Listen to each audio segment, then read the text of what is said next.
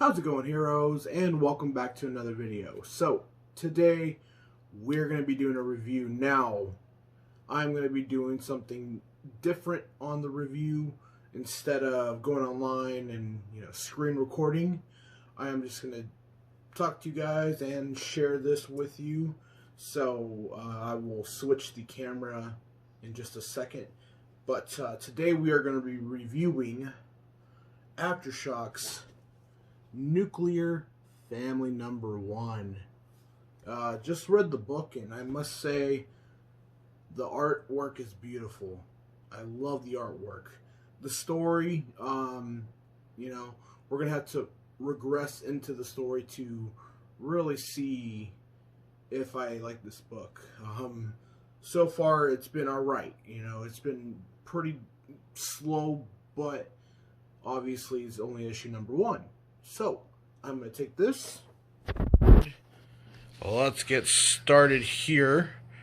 Nuclear Family #1. Basically, it's back in the communist days, back in the 50s. And basically, you have this guy, he's a car salesman. And you have this other guy who's also a car salesman. And they see this couple. And they make up a lie, saying that, he has shrapnel in his leg, just to sell a car. They were in Korea, but not that way. So they were able to sell that car, and he didn't feel too bad about it. The guy who helped the other gentleman, the main guy, and he's like, "Oh, what's for dinner? You think she'd mind if I get some food?" And last time she didn't like that he snuck beer to his son, so he's like, "Oh, I'll save you a plate tomorrow." He comes home and his daughter is smoking with her friend, and he's like, "Shit, Dad's home." This artwork is beautiful, man. I tell you. Gets home, talks to his daughter. Her daughter wants to go to a football game with their friends, but her mom ain't having it. Son is doing his thing with his play gun and helmets. Wife greets the husband.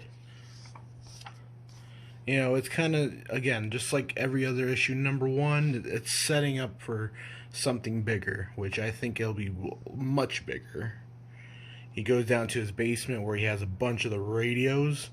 He, see here. Sounds great, darling. He's going to pop into the basement. He installed a new antenna.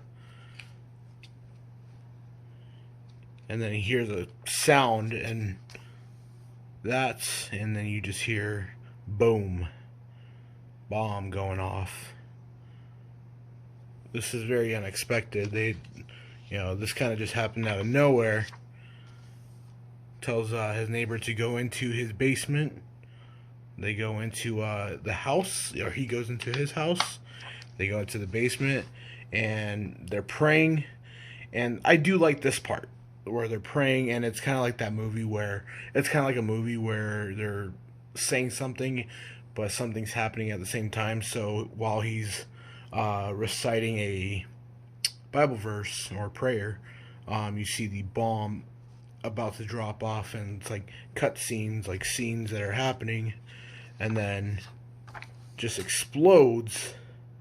But what's crazy here, because you see the house, you see it like destroyed. They're just like, what happened, blah blah blah, and then like he goes up, and the house is perfectly fine. It's like, what's going on here?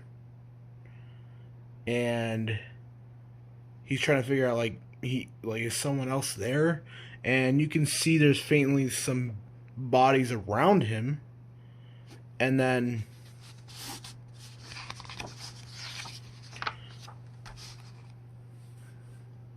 not another step, Kami, with guys in gas masks and guns pointed at him. And that is the end of the first issue.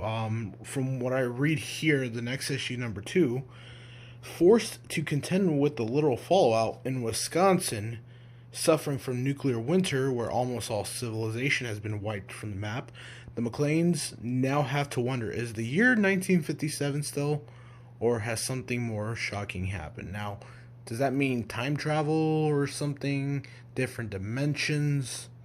I